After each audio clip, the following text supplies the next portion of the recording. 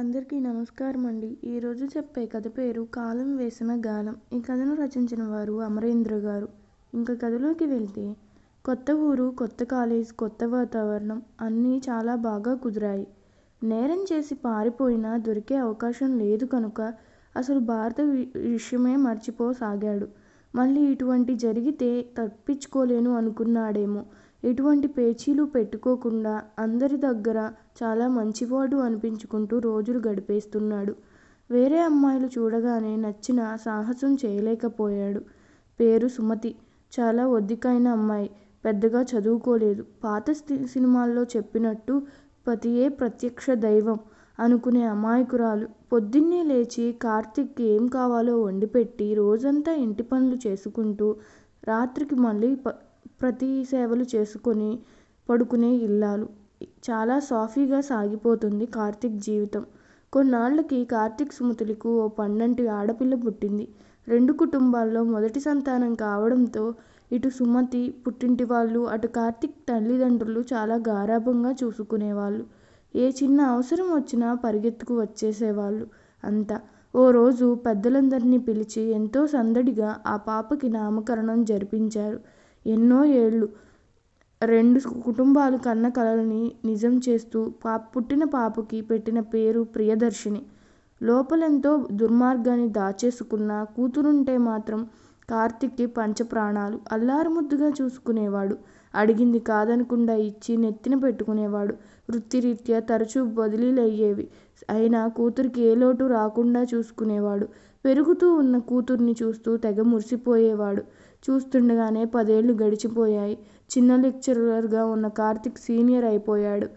ప్రమోషన్లు తీసుకుంటూ ఎంతో ఎదిగిపోయాడు. ఓ రోజు ప్రియ స్కూల్ నుండి ఇంటికి వచ్చేసరికి బీరువా సర్దుతూ ఉంది సుమతి. అలా మంచం మీద ఉన్న సుమతి చిన్నతనంలోని ఫోటో చూసింది ప్రియ. చూసి తనకి కూడా అలాగే మేకప్ చేయమని గొడవ చేస్తే సరే అని మంచిగా ముస్తాబు చేసింది సుమతి. కాలేజ్ నుండి అలసిపోయి ఇంటికొచ్చిన కార్తీక్కి చక్కగా రెడీ అయ్యి సర్ప్రైజ్ ఇవ్వాలనుకుంది ప్రియ. అలా సోఫాలో కూర్చున్న కార్తీక్కి ఎదురుగా వచ్చి నిలబడింది. కంటి చుట్టూ కాటుక, పాతకాలం బొట్టు, చక్కగా అల్లిన జడ. చూస్తూనే ఒక్క క్షణం కార్తీక్కి కళ్ళ ముందు భారతి కనిపించింది. కూర్చున్న చోటు నుండి లేచి వెనక్కి 2 అడుగులు వేశాడు. కళ్ళు పెద్దవిగా అయిపోయాయి. నుదుటి నుండి చెమట. ఏం జరుగుతుందో అర్థమయ్యేలోపే ఉన్నచోట కుప్పకూలిపోయాడు.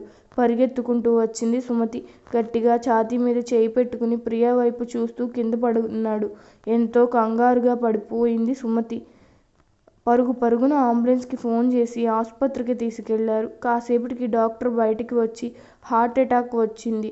బీపీ కూడా చాలా ఎక్కువ కావడంతో స్పృహ కోల్పోయాడు. ఇప్పుడు ప్రాణానికి ఏం ప్రమాదం లేదు, కానీ బీపీని అదుపులో పెట్టకపోతే చాలా ప్రమాదం. అతనిని ఎక్కువ షాకింగ్కి గురిచేసేవి వెంటనే కాకుండా నిదానంగా చెప్పడం మంచిది. ఇక మీరు వెళ్ళి చూడొచ్చు అని చెప్పి వెళ్ళిపోయాడు. వెంటనే కార్తీక్ వాళ్ళ అమ్మా నాన్న, సుమతి, ప్రియ అందరూ లోపలికి వచ్చారు. బెడ్ మీద ఉన్న కార్తీక్ కళ్ళు మాత్రం ప్రియ మీదనే ఉన్నాయి. తిను నా ప్రియనే, భారతి కాదు, కానీ ఎందుకు భారతిలా కనిపించింది అంటూ ఆలోచనల్లో పడ్డాడు. ఇంతలో అమాంతం పరిగెత్తుకుంటూ డాడీ అంటూ దగ్గరికి వచ్చింది ప్రియ. ఏమైంది డాడీ అంటూ కళ్ళ నిండా నీటితో అడిగింది ప్రియ. నాకేం కాలేదురా, చూడు ఎంత బాగున్నానో, ఏది నవ్వు అంటూ నవ్వించాడు ప్రియని. అలా ప్రియ నవ్వడం చూస్తుండగా తన చొట్టబిగ్గలు ఆ నవ్వు చూస్తే ఎక్కడో భారతిలా అనిపిస్తుంది. అందుకే అలా కంగారు పడ్డానేమో అనుకున్నాడు. ఇంతలో పక్కనే వచ్చి అందరూ నిల్చున్నారు. నాకేం పర్లేదులే, కంగారు పడకండి అంటూ సుమతి వైపు, తన తల్లి వైపు చూస్తూ చెప్పాడు. డిశ్చార్జ్ అయ్యి ఇంటికి వచ్చేశారు. మళ్ళీ కార్తీక్ జీవితం గాడిన పడింది. రోజులాగే కాలేజీ, ఇల్లు, ప్రియ. కానీ కార్తీక్ మాత్రం ఇంతకు ముందులా లేడు. తన కూతురు కనబడినప్పుడల్లా ఆ రోజు ఏం జరిగింది, అలా ఎందుకు జరిగింది, తాను ఏం చేశాడో కళ్ళ ముందు కనబడేది. ప్రియ అంటే ప్రాణం. దూరం పెట్టలేడు. తనని చూస్తే భారతి జ్ఞాపకం దగ్గరకు వెళ్ళలేడు. అయినా తనకి జరిగిన దానికి పశ్చాత్తాపం లేదు. జరిగింది గుర్తొచ్చి భయపడుతున్నాడు అంతే. తప్పు చేశానని పడే పశ్చాత్తాపం వేరు, దొరికిపోతానని పడే భయం వేరు. అవి రెండూ చూడ్డానికి ఒకేలా కనిపించవచ్చు. ఒకటి మనిషికి కలిగే ఆక్రందన, మరొకటి మృగానికి సైతం కలగకూడని ఆవేదన. ఆ రెండింటికి దక్కే ప్రతిఫలం చాలా భిన్నంగా ఉంటుంది. కాలంతో పాటు ప్రియాలో భారతి కనబడుతుంది అన్న నిజాన్ని కూడా జీర్ణించుకున్నాడు. వయసు పెరిగే కొద్దీ ప్రియ అచ్చం భారతిలా కనిపించడం మొదలుపెట్టింది. అయినా మనిషిని పోలిన మనుషులు ఉంటారులే, నేను అంత ఆలోచించాల్సిన అవసరం లేదు అనుకుంటూ రోజులు దాటేస్తున్నాడు. ఇలా మరికొన్నేళ్లు గడిచాయి. ప్రియా 10వ తరగతి పూర్తి చేసింది. మంచి మార్కులే వచ్చాయి అని అందరూ చెప్పడంతో మురిసిపోయాడు కార్తీక్. పెద్దగా పట్టించుకోలేదు. ఓ రోజు బయట నుండి ఇంటికి వస్తున్న కార్తీక్ సుమతి మాటలు విన్నాడు. అన్నిటిలో 90 పై వచ్చి లెక్కల్లో మాత్రం 50 అంటే మీ నాన్న ఊరుకున్నారు కదా అని నేను ఊరుకుంటాననుకోకు. ఇంజనీరింగ్ చేయాలంటే లెక్కలు బాగా రావాలట పక్కింటి రత్నం చెప్పింది. అయినా లెక్కలు మాస్టర్ కూతురికి లెక్కలు రావంటే నవ్వుతారే. కార్తీక్కి రోజురోజుకి ప్రియాలో భారతి కనిపించడమే కాదు, భారతి లక్షణాలు కూడా కనిపించడం ఆశ్చర్యాన్ని కలిగించింది. అలా సుమతి మాటలు వింటూ గడప దగ్గర నుండి ప్రియని తీక్షణంగా చూశాడు. ఒడ్డు, పొడుగు, రంగు, అందం అచ్చం భారతిలా ఉంది.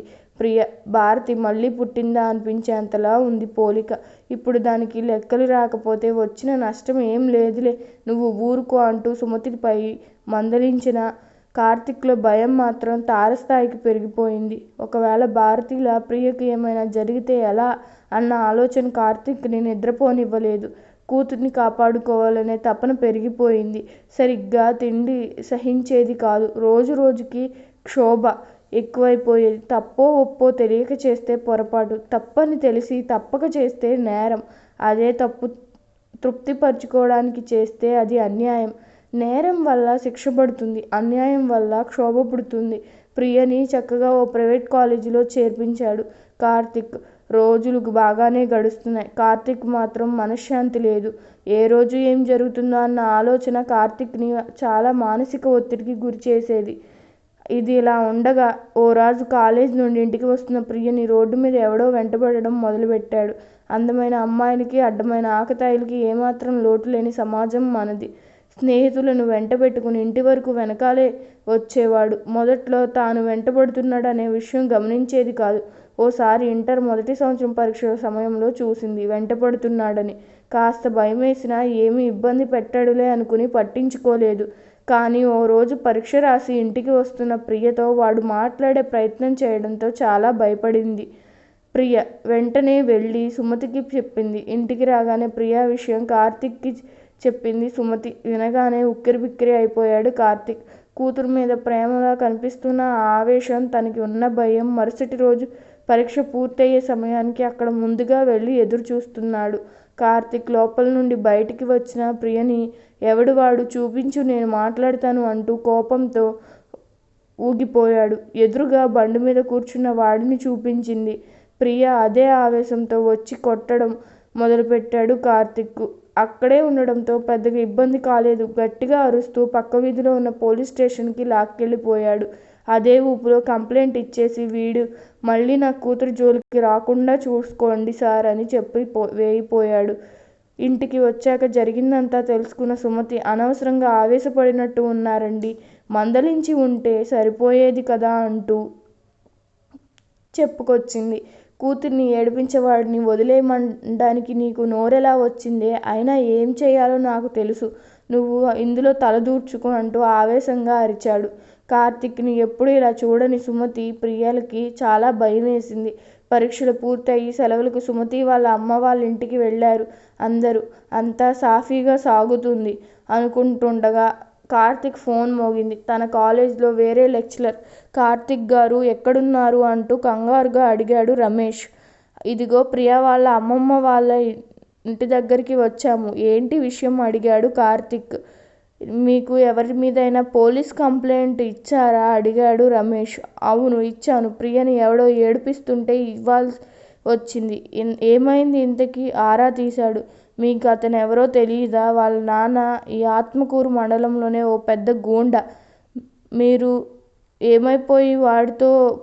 పోయిపోయి వాడితో పెట్టుకున్నారు. మీరు ఎప్పుడు వస్తారా అని మీ ఇంటి చుట్టూ తిరుగుతున్నాడట.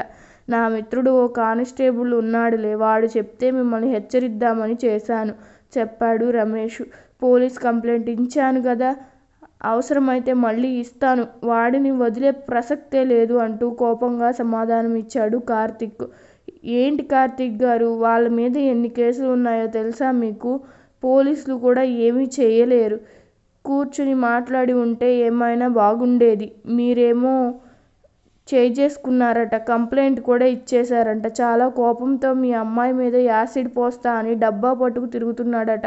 ఏదో ఒకటి చేసి ఊరి నుండి పారిపోతే మంచిది. మీ మేలు కోరి చెబుతున్నా అంటూ ఫోన్ పెట్టేశాడు.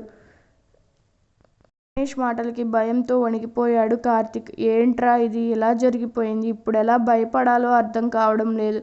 ఉన్న ఉద్యోగం, కూతురి చదువు అన్నీ వదిలేసి అలా ఎలా పారిపోగలను అని ఆలోచనలో పడ్డాడు. సెలవులు పూర్తయ్యేలోపు ట్రాన్స్ఫర్ చేయించుకుంటే ఉన్న సమస్య నుండి బయటపడొచ్చనే ఆలోచనకి వచ్చాడు.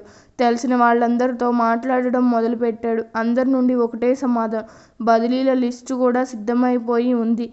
కార్తీక్ గారు, కాస్త ముందు చెప్పి ఉంటే బాగుండేది. ఇప్పుడేం చేయలేమండి అని ఎవరికెవరికో ఫోనులు చేశాడు. లంచం ఇవ్వడానికి కూడా సిద్ధం అని చెప్పడంతో చివరికి ఓ అధికారి నేను ట్రాన్స్ఫర్ చేయిస్తానని ఒప్పుకుంటాడు. దాంతో ఊపిరి పీల్చుకుంటాడు కార్తీక్. కొన్నాళ్ళు అలా అత్తగారింట్లోనే ఉండి ట్రాన్స్ఫర్ అయ్యాక కొత్త ఊరికి వెళ్ళిపోదాము అని నిదానంగా వచ్చి ఇక్కడ సామాన్లు మళ్ళీ చక్కబెట్టుకోవచ్చులే అనుకున్నాడు. సెలవులు పూర్తయిపోయాయి. ఊరికి వెళ్ళామని సుమతి, ప్రియలు ఎంత అడిగినా ఇంకొన్ని రోజులు ఆగి వెళ్దాంలే అని దాటేసేవాడు. మొత్తానికి బదిలీ అయినట్టు సమాచారం వచ్చింది. ట్రాన్స్ఫర్ ఆర్డర్ని మెయిల్లో తెప్పించుకుని చూశాడు. ప్రిన్సిపల్, ప్రభుత్వ జూనియర్ కళాశాల, కరపాలెం. ఈ కథ మీకు నచ్చినట్లయితే నా ఛానల్ను సబ్స్క్రైబ్ చేసుకోండి. అలాగే మీ అభిప్రాయాన్ని కామెంట్ రూపంలో తెలపండి. ధన్యవాదములు.